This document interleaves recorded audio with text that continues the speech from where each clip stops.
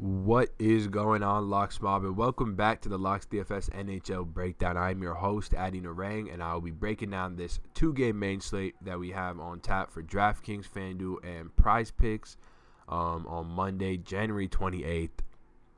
Feels so good to have hockey back. We've been off for 4 days with All-Star break, but we're back. Unfortunately, we have 4 straight days of either a 2 or 3 game slate. Kind of a weird way to get back into the second half of the season, but regardless, we're going to be playing all these slates. We're going to have content provided for all these slates, so no worries. We are back and we are ready to get rolling. I hope you guys' All-Star breaks were good. I hope you guys took the time off or played some other sports or just recouped. I know I did a bit of all 3 of those. I did a lot of packing. So hopefully I can move out of this apartment in the next couple days. So it was a really busy All-Star break, but it was much needed, and it came at a perfect time for me. So I'm really excited to jump into this, and I hope you guys are as well. Before we jump into it, if you guys want to follow me on Twitter, you can do so right here at ReallyAddy. It's where I'm just going to tweet everything. So you guys know what comes with following someone on Twitter. So if you want to do that, it's at ReallyAddy on Twitter. But with that all being said, let's get into it. So we got a 2-game slate, as I said. But we should have a fair share of offensive fireworks in this slate. You got Pittsburgh. Both games start at 7, and then you got Pittsburgh at home to New Jersey. New Jersey was second in the league in high danger chances allowed over the past 5 games prior to All-Star break. A lot of that's coupled with the fact that they're missing Taylor Hall, but in general, New Jersey just a bad defensive team, and now they're on the road in Pittsburgh, a really good offensive team. So I like both Pittsburgh 1 and Pittsburgh 2. Both power plays are in play, but we'll get into that a little bit. And then we have Philadelphia and Winnipeg. We have Winnipeg opening up with 3.4 team total. Philly at 3.2. Since then, it's sort of been bet in opposite directions. But 68% of the money, or 68% of the bets are on Winnipeg. So not reverse line movement or anything, just some pretty standard line movement. But I think this game, because obviously it is a 2-game set, you got to play goalie in one of these games. I think where I'm looking as of right now is just to be way overweight on the Penguins. Obviously, as you can see, they got a team total of 4 as opposed to the Devils with a team total of 2.6. I think being overweight on the Penguins, probably correlating that with Matt Murray in goal and then sort of running it back with a Winnipeg-Philly game stack is an interesting place to go. And that's kind of where we're going to get to when we break it down. So if we just sort of look at this based on positionally and sort of game by game wise, we'll kind of do both. Starting at the top, I really like both these options for Pittsburgh. I think you're more than welcome to double stack them if you want to. I think it's more than viable on a slate like this to go with Malkin and Crosby.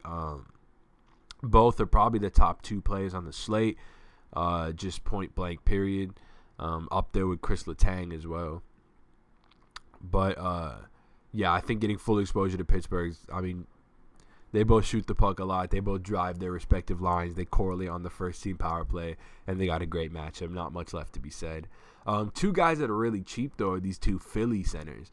Mark Scheifele, obviously in play. He's kind of, he's not priced up, but I'd rather pay for Evgeny Malkin.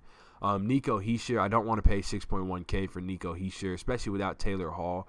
But these Winnipeg centers these Philly centers are interesting. Sean Couturier is just far too cheap at this point. I said it in my last video before we went to All-Star break. I don't know why he's 5.2K when he's skating this many minutes and putting up a very consistent amount of fantasy points. He's had multiple. He's had, 1, 2, 3, 4, 5, 6, 7, 8, 9, 10 points in his past, 6 games. So definitely shouldn't be sitting at 5.2K when he's skating McDavid minutes. And it's real similar with Claude Giroux. Both these guys are going to give you a 20-minute floor with obviously 25-minute upside. Both of them shoot the puck at not an insane rate, but both of them shoot the puck at a very serviceable DFS rate. And on a 2-game slate, I really like those 2 options as well. Moving on to winger, though. I like Phil Kessel, pairing him with Evgeny Malkin on that second line. As I said, I do love both those Pittsburgh lines. Phil Kessel with Evgeny Malkin on this Pittsburgh 2 line is lethal. Speaking of which, if we jump on over to Prize Picks, we have Evgeny Malkin here. He's projected at a 5 team total. I don't think I've ever actually showed you guys how to play. I know Taylor just showed you guys on his video. But let me go ahead and show you guys how to actually play on Prize Picks. So again, we are sponsored by Prize Picks. Do want to get that out there. But they are running some great promos right now, guys. I really do mean that. Like, if you deposit right now, you'll get a 100% match up to $1,000. So if you deposit like $1,000, you get a full $1,000 in promo funds. All you got to do is roll that over once, and it becomes real money. I mean, it's already real money. And then in addition to that, you get a free 2-pick entry. You pick 2 players. If they both hit, you win a free $50. So it's a nice way to sort of get your feet wet. So go ahead and deposit with the first link in the bio, or use code LOCKS at when you're making an account, and you will be hooked up with all that stuff. And speaking of which, I love the over on Evgeny Malkin at 5 here. It's up there, so I probably wouldn't bet it much higher than like 5.5, but I do like the over on 5 here for Evgeny Malkin. Like I talked about, I like Claude Giroux as well. I like the over on Claude Giroux. I think the official pick for this video will be the Evgeny Malkin one, but just so that I can get some picks in to show you guys how it's done, let's take the over on Malkin, let's take the over on Giroux, and let's go ahead and take the under on Andrew McDonald. Just because, I mean, all he does is block shots. If he doesn't block 5 shots, I don't think he's going to put up 2.5. So let's just do these 3 guys. Go ahead and hit go. It's super simple. I want the over here. I want the over here. I want the under here. Boom. 3-pick entry pays 5x. Obviously, this is 3 picks, so we have $20 in. Pays out $100. If you want to up that to $100, it'll pay out $500 if these 3 picks hit. Obviously, if you only get 2 out of 3 right, you'll still make back $15. So it's not a total loss. It's still a pretty good deal. Obviously, if you want to get crazy, you can bet 500 and win 2,500, 1,000 and win 5,000. But you guys get the point. So go ahead and deposit on Prize Picks. Show them some love. Use code LOCKS and enjoy that. But yeah, so with that being said, at winger, I love Phil Kessel, pairing him with Evgeny Malkin. Obviously, the same correlation on the line and the power play. But I think a real interesting value play is if we come down here, and this is on both sides, FanDuel and DraftKings. Oscar Lindblom at 2.6K is really interesting to me on DraftKings, and I believe he was 3.7. Yep, 3.7 on FanDuel. He's skating with Sean Couturier and Jakub Voracek on that second line, which is a super fantasy-friendly spot to be. He skated 18 minutes last game. Oscar Lindblom is a guy with offensive upside. He's shown it in the minors. He's shown the willingness to shoot the puck. And he's getting that second-team power play time. But these power plays are fairly even. Obviously, you got the 5-forward first-team power play. But obviously, Gostisbehere, Provorov, Patrick, Konechny, this is not a second-team power play to sort of just like ignore. I mean, they have a ton of offensive upside here. Oscar Lindblom's coming off a game where he played 18 minutes, got an assist. Prior to that, he had a goal and an assist, played 16 minutes. Prior to that, he played 17 minutes, took 2 shots on goal. Prior to that, 3 shots on goal. So either one of those games you'll take at 2.6K. 1.5 points is more than serviceable at 2.6K. But he's a guy who gives you a ton of offensive upside at a really, really low price. And so I like him a lot. Moving on to defense, my far and away top option tonight, Kris Letang. If you can afford him, you should play him. If you can't afford him, you should figure out a way to afford him, because you don't want to miss out on the highest floor defenseman pretty much every single night. And it just so happens that he is the highest upside as well. So definitely want to be overweight on Kris Letang. Obviously, power play 1 quarterback on a lethal Pittsburgh power play. Great matchup versus New Jersey, etc., etc.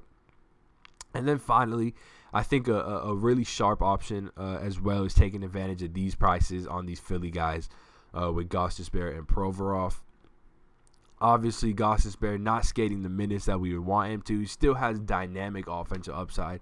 So what you would hope is that you're kind of playing him in the hopes that he gets back up into this range after he sort of just took the All-Star break to recoup, and now he'll get back up into the 20 sort of minute range. That would be ideal. If you want more secure minutes, you can go with Provorov, who you know is going to skate at least like 23 minutes a night. And they both correlate on that second-team power play. They both correlate with Konechny, Lindblom, if you want to stack it up. Nolan Patrick, if you want to stack it up on that second power play. So That could be really interesting. And the last thing I want to know, I think another really high floor safe option is Jacob Trouba. He's 100 cheaper than Josh Morrissey. So on this site, it's Trouba lock. On FanDuel, there's a case to be made for Morrissey for 500 cheaper, but Trouba is on that power play 1. And that is the exposure that you want when you're talking about Winnipeg. He is sort of the direct replacement right now for Dustin Byfuglien. Should be skating a ton of minutes, Jacob Trouba. At least, something around 24, 23 minutes. And he gives you a really high shot on goal, block shot floor. So really like him as a safe option as well. And then goalie. Goalie's actually fairly simple. For me, I'm going to go with Matt Murray. I'm going to just play him. I don't really like New Jersey in this spot at Pittsburgh. I think they could score a couple goals, but I think Matt Murray gives you the highest win upside, obviously, as the biggest favorite, as well as the highest shutout upside, as well as the biggest favorite versus the lowest team total. So that's where I'll be going. I think if you want to take a GPP shot, you can go with Kincaid because no one's going to have him. But I think a better GPP shot might just be like Brossoit or someone in this Winnipeg-Philly game, whoever you think will win. But yeah, so that was 11 minutes on a 2-game slate. I don't know how I did that. I don't know why I did that. But with that all being said, thank you guys so much for checking out this video. If you would like to win a free season pass, go ahead and like, comment, and subscribe. You'll be entered into winning a free season pass. Taylor just announced the winner of our last giveaway on his video today. So go check that out in case you did win. But if not, no worries. You can win next week. Just like, comment, and subscribe. So with that being said, guys, thank you so much for checking out this video. Hope you enjoyed. I will see you tomorrow. Hope you guys win a ton of money tonight. And yeah, I already said it, but I will see you tomorrow. Peace.